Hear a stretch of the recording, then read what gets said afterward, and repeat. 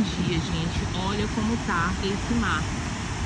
Saiu uma notícia que teve uma tempestade, assim, mais pro meio do mar mesmo. E por isso, hoje teria ondas muito fortes. Saiu aviso para as pessoas terem cuidado. E foi a primeira vez que eu dormi perto do mar que eu fiquei com medo. Olha a altura dessas ondas. Foi a primeira vez. Porque fazia um barulho absurdo.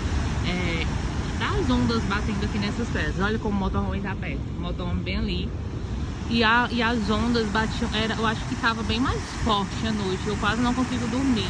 1 hora da manhã eu ainda tava acordada, assustada com o barulho do mar batendo aqui nessas pedras. Eu realmente fiquei com medo.